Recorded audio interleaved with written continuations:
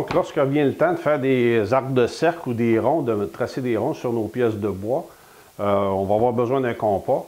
Mais souvent, les compas qu'on va retrouver habituellement dans les papeteries, des choses comme ça, c'est des compas de petite dimension.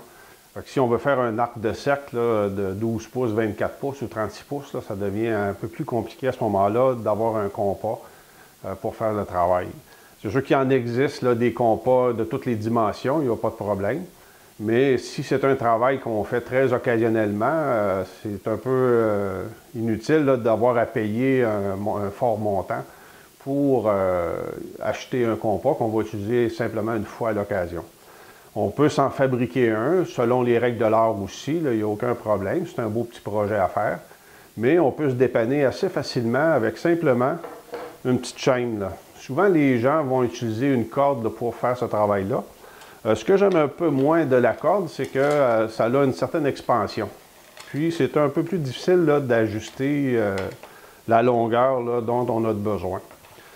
Ici, dans le fond, là, avec simplement une petite chaîne, puis moi, j'ai pris une petite attache qu'on peut facilement ajuster la longueur. Fait que donc, avec ce principe-là ici, là, on peut faire un arc de cercle, puis de venir ajuster la longueur précisément, simplement en venant tourner la petite partie ici, qui donne un peu d'expansion ou de rétention à notre chaîne à ce moment-là. Fait qu'on va être en mesure là, de venir positionner un point là, très, très précis. Puis à ce moment-là, ça devient très facile là, de faire notre arc de cercle ou de simplement faire un rond là, sur notre pièce de travail. Donc ici, là, si je voulais faire un arc de cercle avec un diamètre global de 24 pouces, j'aurais besoin d'avoir un pivot à 12 pouces. Fait que j'ai simplement à venir marquer la position de mon pivot, puis l'endroit où est-ce que je veux avoir mon arc de cercle. Puis, je vais simplement venir ajuster à ce moment-là la position de mon pivot le plus près possible. Fait comme ça ici, là, regardez. Là, si je fais ma ligne là, je ne serai pas tout à fait à la bonne place.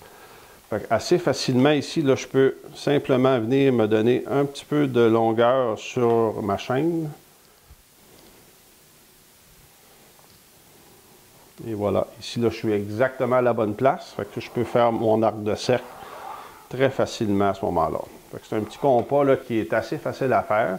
Fait que si j'avais un rond de petit diamètre à faire, là, ça devient très simple aussi. Là. Et on peut aller très facilement marquer nos ronds à ce moment-là.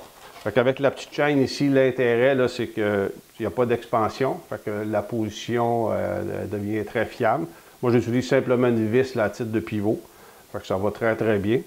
Puis, j'ai ajouté une petite vis ici, là, une petite attache là, qui me permet de faire un micro-ajustement. Fait que, à ce moment-là, ça me permet d'arriver précisément à la place. C'est sûr qu'avec les mailles de chaîne ici, là, si j'utilise simplement la distance entre chacune des mailles, dans ce cas-là, ici, là, je vais avoir environ 3/8 de pouce entre chacune de mes mailles. Donc, ça me limite un petit peu là, dans la précision. Mais avec l'attache ici, là, ça me permet de faire un petit ajustement en finesse, puis d'être exactement à la bonne place. Fait qu'amusez-vous bien, puis bonne passion.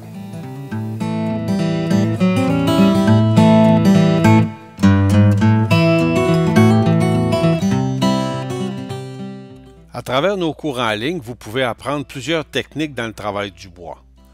Que ce soit pour vous initier ou apprendre à faire des coupes de précision, ou apprendre les techniques d'assemblage modernes ou traditionnelles, nos cours sont accessibles à tous.